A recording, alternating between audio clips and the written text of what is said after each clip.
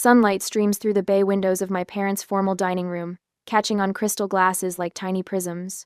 The familiar weight of tradition settles over me as I adjust the burgundy linen napkin on my lap, breathing in the rich aroma of Mom's pot roast. Dad stands at the head of the polished mahogany table, carving the meat with practiced precision, each slice falling perfectly onto the Wedgwood china he reserves for Sunday gatherings. "Just a small piece for me, Dad," I say, watching as he ignores my request and places a generous portion on my plate anyway. "You're too thin, Gabrielle," he says without looking up. "Always have been." I'm about to remind him that at 38, I'm perfectly capable of determining my own portion sizes when the front door bursts open. The peaceful tableau shatters as my sister Vanessa sweeps in with her husband Mark and their 3 children. Instantly, the dining room fills with noise, backpacks dropping, children arguing over seats, Mark's heavy footsteps. "Sorry we're late," Vanessa announces without a hint of actual remorse. Her eyes are bright with an unusual excitement that immediately puts me on edge. Traffic was terrible by the outlet mall. "You went shopping before Sunday dinner?" I ask, but my question drowns beneath Mom's enthusiastic greeting of her grandchildren. Dad catches Vanessa's eye and nods slightly, a silent exchange that tightens something in my chest. I recognize that look, the conspiratorial glance they've shared since we were kids, usually right before I discovered I was the only one not included in some family plan. "Well, we're all here now," Mom says, patting the table. "Charles, finish serving so we can eat while it's hot." We settle into the familiar rhythm of passing dishes and making small talk. Mom asks about my latest architectural project. Dad quizzes Mark about the stock market. The children intermittently whine about the vegetables on their plates. "So," Vanessa says suddenly, her voice rising above the dining room chatter, "we're moving into your Lakehouse next week. We've got some foundation issues with our place." My fork freezes halfway to my mouth. "What?" "It's just sitting empty anyway, Gabrielle," Dad says, his tone casual but his eyes watchful. "I get the blue bedroom," Vanessa's oldest son announces, bouncing in his chair. "No fair. Mom said I could have that one," his sister protests. Their argument fades to background noise as realization washes over me. The children have already picked out bedrooms. This wasn't a spontaneous announcement. This was planned, discussed, and decided before I ever sat down at this table. "Your Lakehouse has plenty of room," Mom adds, as if that settles everything, "and they won't be there forever." 6 years. 6 years I've spent restoring that lakeside property. $420,000 to purchase it, plus another $95,000 in critical repairs. I handled the flood damage alone 3 years ago while they were all cruising the Caribbean, spent weeks salvaging hardwood floors and replacing drywall. That house is more than property to me. It's the place I rebuilt myself after my divorce, where I learned to fall asleep without checking locks 3 times, where I finally started breathing again. "Family needs to help family," Vanessa says, her voice taking on the practiced cadence of a speech she's rehearsed. "We'd do the same for you." It would only be for 7 months, until the foundation work is complete," Dad adds. Mark studies his plate, uncomfortable silence speaking volumes about his involvement in this plan. I set my napkin down beside my plate, a quiet gesture that draws everyone's attention. Something shifts inside me, a clarity that feels both surprising and long overdue. "Gabrielle, you're always so particular about your things," Mom says, dismissing my unspoken objection with a wave of her hand. "This is what families do, Gabrielle," Dad adds, his tone sliding into the condescending one he reserves for when he believes someone is being unreasonable. "We help each other." Vanessa's lips curl into an entitled smile that grows as she watches me, sensing another victory in our lifelong pattern. She has always taken. I have always given. Our parents have always facilitated. Not this time. I reach for my handbag hanging on the chair beside me, extract a crisp manila folder, and place it on the table. "The contractors start Monday next week," I say, opening the folder to reveal renovation contracts and city permits, each page bearing my signature and dates from 3 months ago. It's a complete 9-month renovation. Everything down to the studs. Silence descends over the table, thick and sudden. Dad's knife hovers over the roast. Mom's water glass remains suspended halfway to her lips. Vanessa's smile collapses. I take a slow, deliberate sip of water, surprised by the calm in my hand as I raise the glass. The crystal catches the light, throwing tiny rainbows across the tablecloth, beautiful, sharp-edged prisms that no one else seems to notice. Silence chokes the dining room as I watch realization bloom across my family's faces. The manila folder with renovation contracts sits between us like a loaded gun. Dad's knife remains suspended above the roast, Mom's water glass frozen halfway to her lips. For once, Vanessa's practiced smile has shattered. "You can't be serious," Vanessa finally says, her voice climbing an octave. "We've already given notice at our apartment. Where are we supposed to go?" I take another sip of water, using the moment to catalog the long history of Vanessa's entitlement flashing through my mind. The time she borrowed my car for a weekend trip that stretched to 2 months. When she returned it, the cracked windshield was apparently already like that. The small loan of $3,000 that somehow ballooned to 18 grand, still unpaid 6 years later. The spare key to my apartment I discovered she'd had made without permission when I found her using my shower one day. "You'll have to find somewhere else," I say, my voice steadier than I expected. "The contractors start Monday." "Gabrielle." Dad sets down his carving knife, abandoning all pretense of continuing dinner. His corporate negotiator voice slides into place, the tone he reserves for difficult clients. "Be reasonable about this. Your sister has 3 children. And foundation issues," Mom adds, nodding vigorously. "You can't expect them to live in an unsafe house." "I don't," I reply. "I expect them to find their own housing solution that doesn't involve taking mine." Vanessa's eyes narrow as she exchanges a glance with Dad. I recognize their silent communication, the same look they shared when I was 16 and discovered they'd given away my college savings to fund Vanessa's wedding. The coordinated pressure campaign is so familiar I could script it. "But we've already started packing." Vanessa's voice shifts from demanding to desperate, right on cue. "The moving truck is scheduled for Monday morning." "This will break your father's heart," Mom whispers, reaching for Dad's hand in theatrical solidarity. My phone buzzes on my lap. A text from Miguel, my contractor. "All materials delivered. We're ready for Monday morning, 7 a.m. sharp." A notification follows. "Smart lock system active." Something warm unfurls in my chest. Not anger, not anxiety, confidence. While they were planning their ambush, I was preparing. The security company finished installation last week. The renovation permits are filed and approved. I've done everything by the book. What about storage for our furniture? Mark speaks for the first time, still studying his plate. "We could at least store things in the garage temporarily." "The garage is being converted to a home gym," I say. "Everything's coming down to the studs." "You'll regret putting renovation before family," Vanessa hisses, tears welling on command. I've seen this performance before, at family holidays, birthdays, anytime she doesn't get her way. The tears that appear and vanish with suspicious precision. Dad leans forward, voice lowered. "Gabrielle, this situation could impact certain decisions about the future. The inheritance threat, right on schedule. What about the children?" Mom's voice rises with practiced distress. "They'll be homeless." I fold the napkin on my lap precisely, each crease deliberate. The weight of their expectations, their lifetime of demands disguised as family obligation, presses against my shoulders. But it no longer crushes me. "Poor planning on your part doesn't constitute an emergency on mine," I say, meeting Dad's gaze directly. Recognition flashes across his face.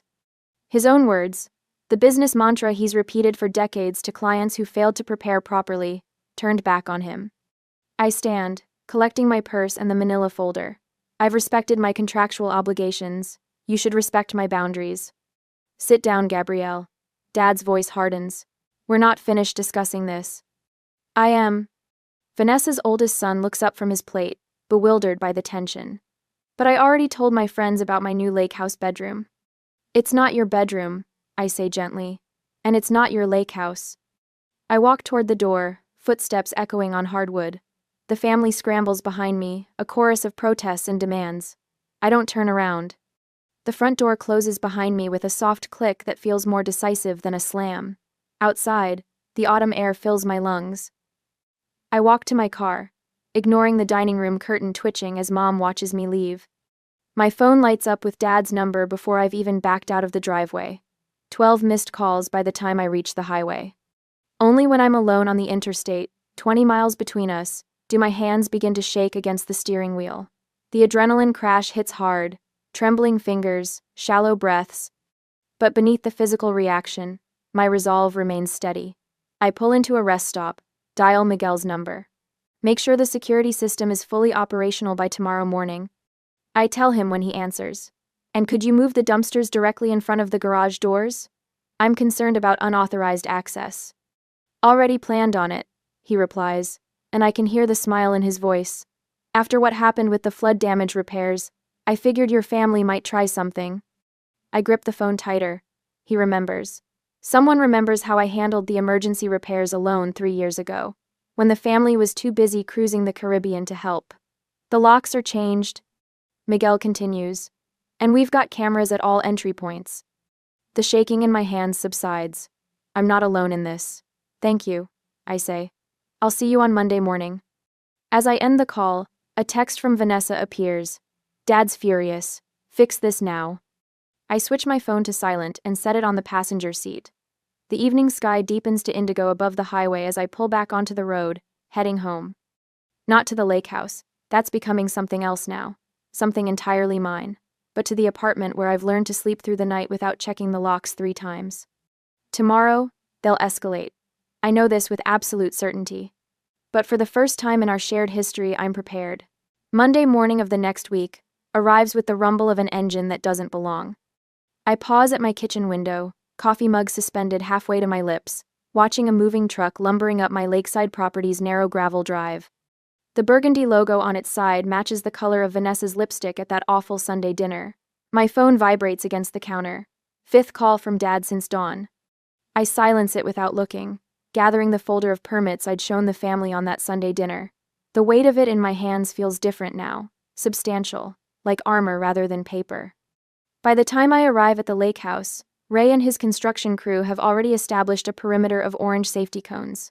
Sawhorses block the driveway entrance, forcing the moving truck to idle at the road. I park behind Ray's pickup and step out into crisp autumn air that carries the scent of pine and chainsaw exhaust. Miss Morgan, Ray nods, clipboard in hand, flanked by 6 workers in hard hats. We've got the demolition permits posted as required. Interior stripping begins in 30 minutes.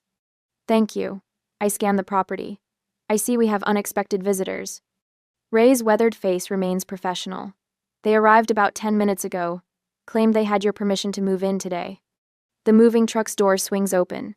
Vanessa emerges, designer sunglasses pushed atop her head, face flushed with color that deepens when she spots me. What the hell is going on?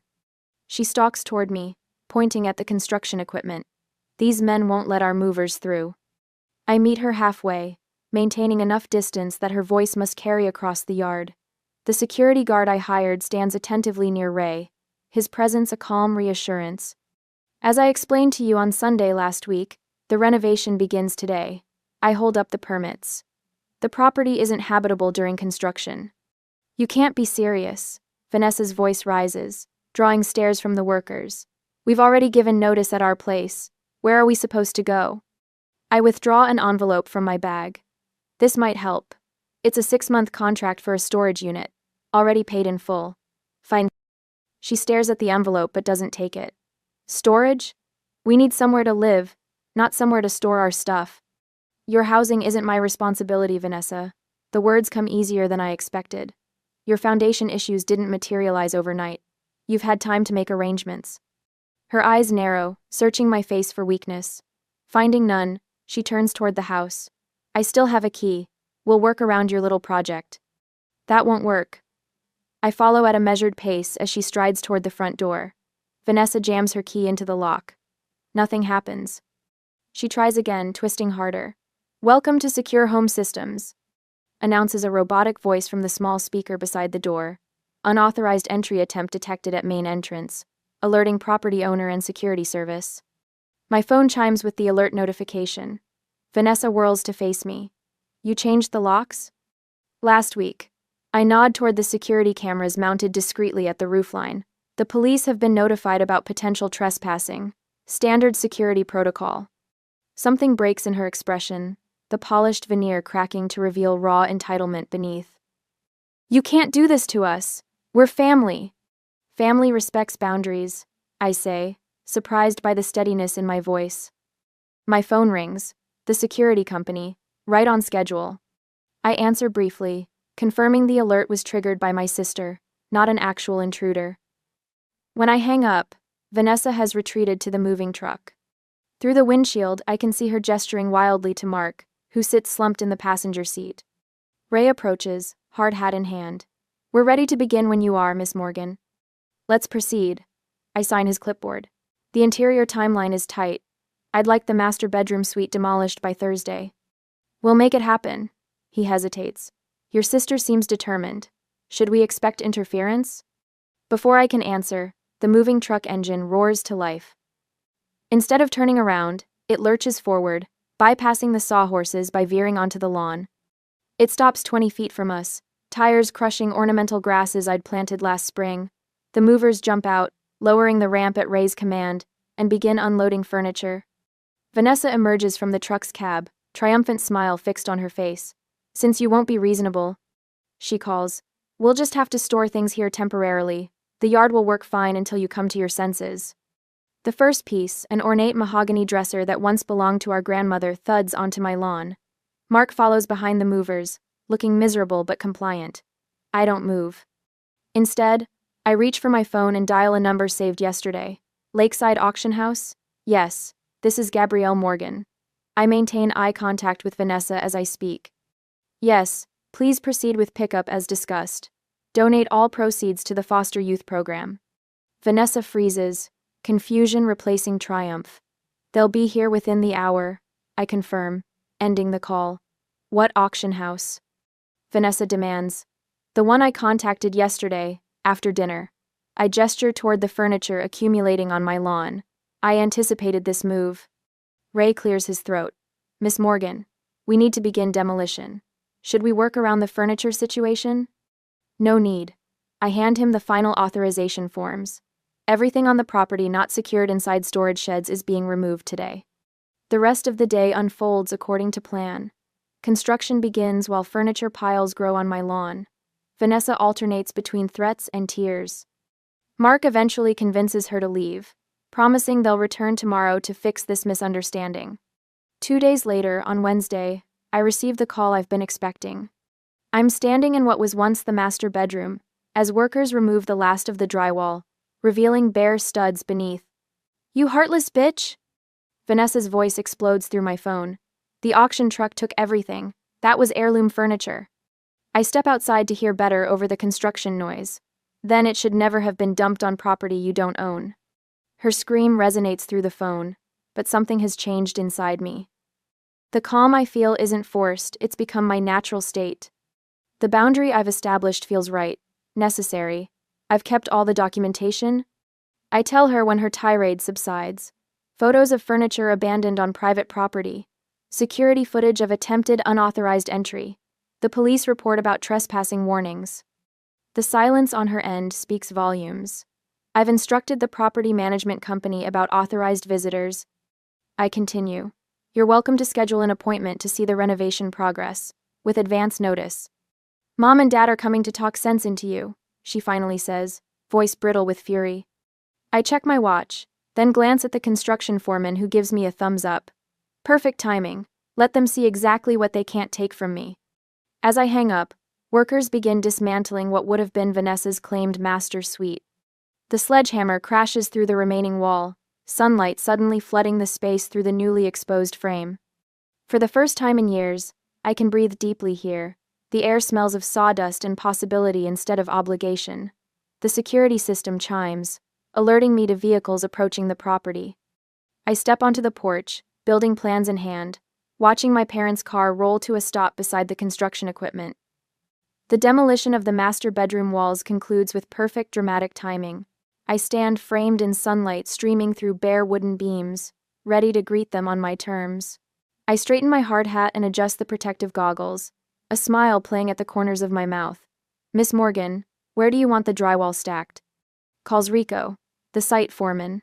"Along the east wall," I answer, pointing toward what used to be my grandmother's antique sideboard. "Make sure it's covered if it looks like rain." Dad and Mom emerge from the car like cautious explorers stepping onto alien terrain.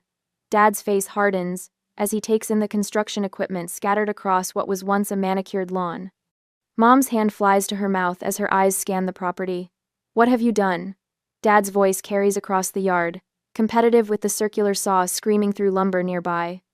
I walk toward them with measured steps, work boots crunching on gravel. I told you, 9-month renovation, everything down to the studs. They follow me through the front door, and their footsteps falter at the threshold of what once was the living room.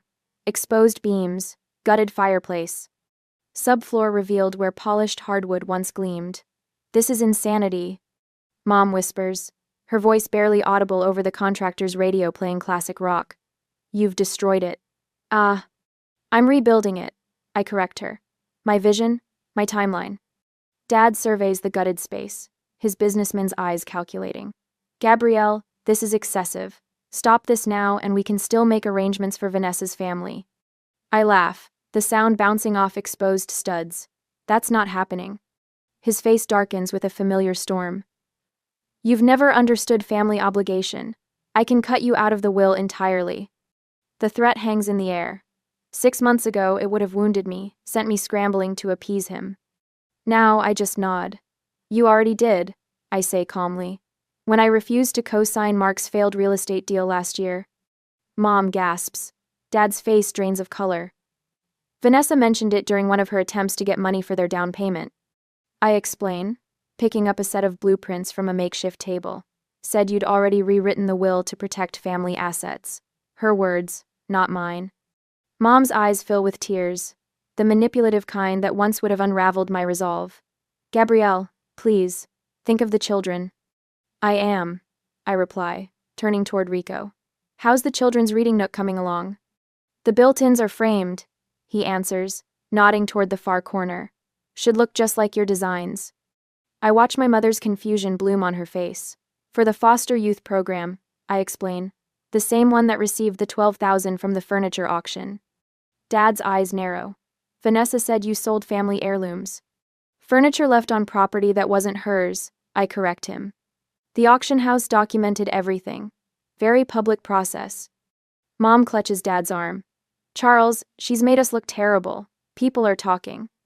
I pull out my phone, opening social media to show them Vanessa's deleted posts about her homeless family and the subsequent community response praising my donation. Public shaming doesn't work when people know the truth, I say, returning the phone to my pocket. Dad straightens his shoulders, shifting to negotiation mode. Let's discuss options then. Perhaps we can reach a compromise. I note the change from demands to discussion. Progress, however small. The renovation continues as planned. I reply, gesturing toward a worker carefully removing old family photos from a wall scheduled for demolition tomorrow. But I'm willing to help Vanessa find alternative housing within her budget. Mom's tone shifts from entitled to cautiously respectful. That would be appreciated. My phone buzzes with notifications. Security company confirming no further unauthorized attempts since last week. Auction house sending official donation receipt for tax purposes. My contractor sharing progress photos of the back deck's transformation. As we stand amid the skeleton of my home, I notice Dad studying the blueprints with reluctant admiration. He recognizes good planning when he sees it. Have you ever had to reinvent a space to reclaim it? I ask them both. Sometimes you need to strip everything back to build something authentic. Before they can answer, my phone rings. Mark's name appears on the screen. Excuse me, I say, stepping away. I need to take this. I hear Mark's voice, quieter than usual. Gabrielle, I wanted to apologize for my role in all this. I should have spoken up. Outside the window, I see my parents walking back to their car, their posture less rigid than when they arrived. Sometimes the hardest foundations to pour are the ones that support our boundaries, I tell him, but they're the most important. Behind me, workers continue transforming my sanctuary, one nail, one beam, one boundary at a time. The formal dining room glows amber in evening light, casting long shadows across my parents' Persian rug. The table setting feels like déjà vu, same burgundy napkins, same crystal glasses catching light in prismatic bursts, same tension hanging in the air like a storm front. 3 months into my Lakehouse renovation, I accepted this dinner invitation knowing exactly what awaited me. Your mother made her special pot roast, Dad says, carving the meat with practiced precision. His voice carries the forced casualness of a man about to negotiate a difficult business deal. Just like you always liked. It smells wonderful, Mom. I smooth my napkin across my lap, noting the extra place settings. Are we expecting company?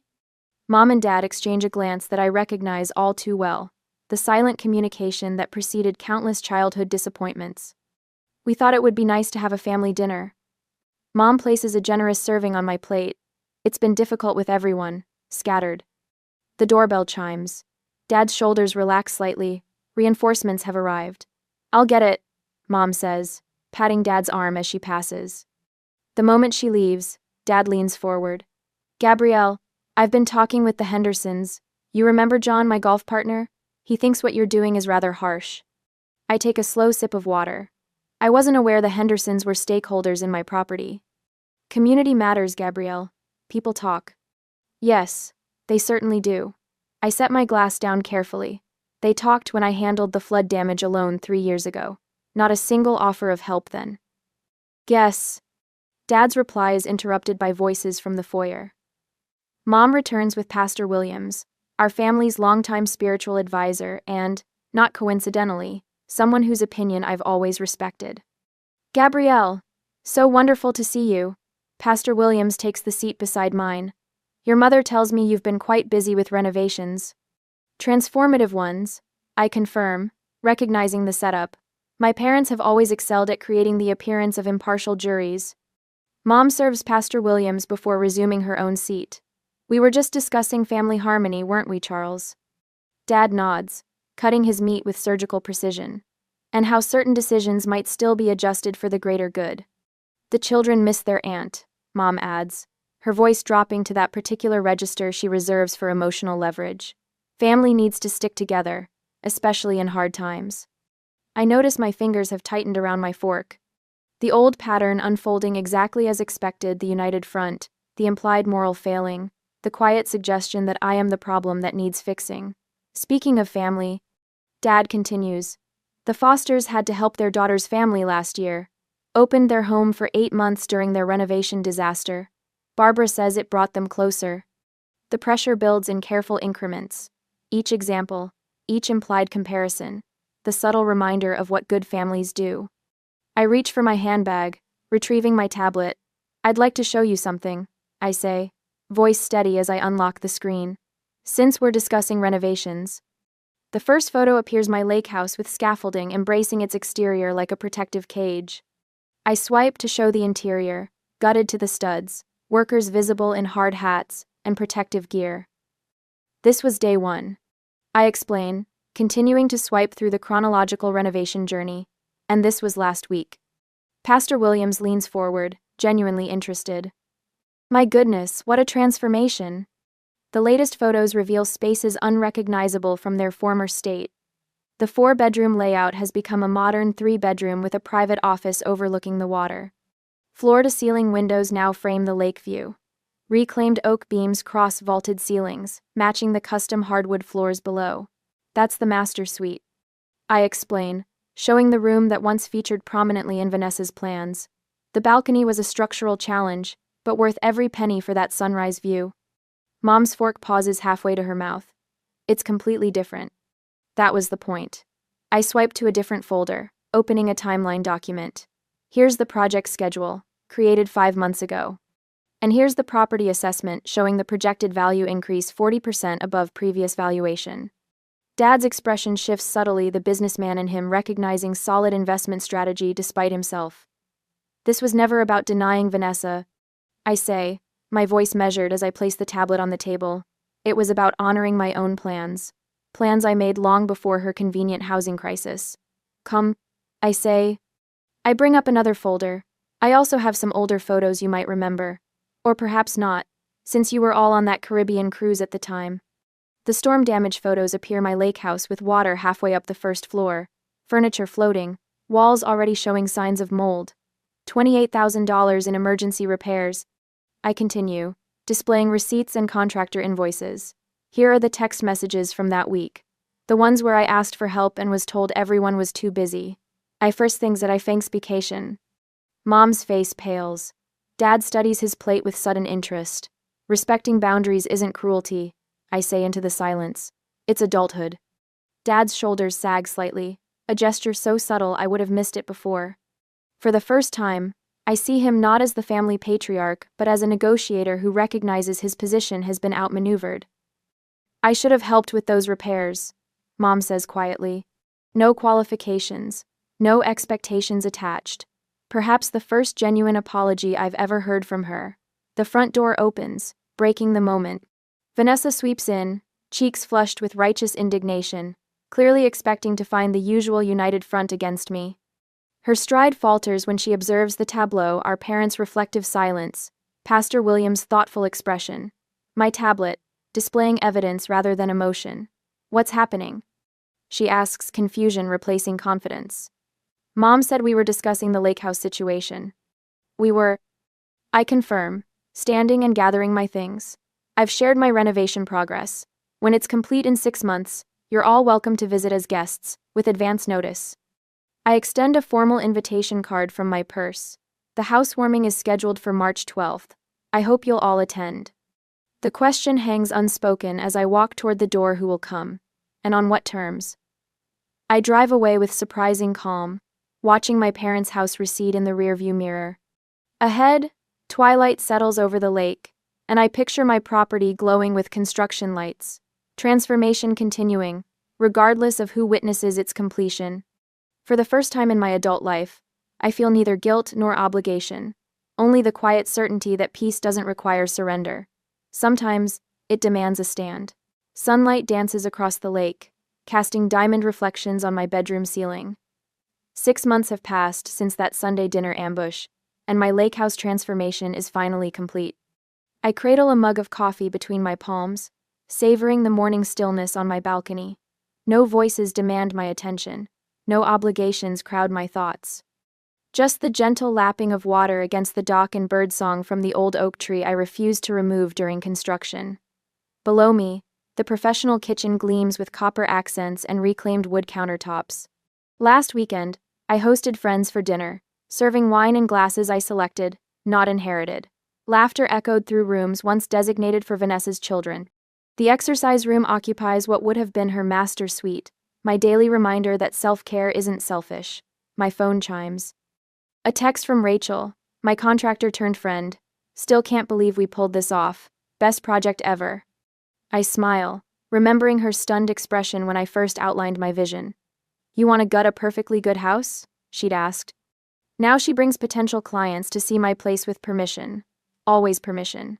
The doorbell interrupts my reverie. Through the security camera, I spot my parents standing awkwardly on the porch, Dad shifting his weight between feet, Mom clutching a small plant. Their first visit since the renovation completed. I press the intercom. "Come in," I say, unlocking the door remotely. It's open. They enter tentatively, so different from the Sunday dinner where this all began. Dad's eyes widen at the soaring ceilings, Mom's gaze fixed on the dining table positioned exactly where Vanessa once claimed space would be, perfect for the kids' homework. "Gabrielle, this island..." Dad trails off, at a loss for words for perhaps the first time in his life. "Remarkable." Mom finishes, setting her piece, offering a small jade plant on the side table. "Truly remarkable." I serve coffee in handcrafted mugs, watching them catalog changes. Mom lingers by the photo wall images of my hiking trips, architectural projects, and sunset swims. Not a single family portrait among them. "This is who I've become," I say simply, answering the question she doesn't ask. Dad nods, his businessman's eye noting the quality of craftsmanship. "You've created something remarkable here," he admits, echoing Mom without realizing it. The bittersweet recognition hangs between us, growth that required distance. Later, I host an impromptu gathering. Rachel brings champagne. The security company sends a gift basket with a card reading, "For our most respectful client." The auction house owner stops by, proudly sharing photos of the community center furnished with Vanessa's abandoned heirlooms. The foster youth program director cried when we delivered everything, he tells me. Said it was their first matching furniture set ever. My phone buzzes with a text from Vanessa. "I'm sorry about the furniture. Can we talk?" I consider her words, composing my response carefully. "Dinner next month, bring dessert. No discussion about moving in." The boundary maintains both protection and possibility. After everyone leaves, Dad pauses at the door. Respecting boundaries isn't cruelty, it's adulthood, he says thoughtfully, quoting my words back to me. His acknowledgement feels like the final renovation completed. Evening settles as I walk alone to my dock. The sunset transforms the sky from gold to purple, colors rippling across the water's surface. My reflection appears solid, unwavering against the changing canvas above. Peace doesn't mean giving up boundaries, it means respecting them. And in this sanctuary completed by my own vision, I've found both.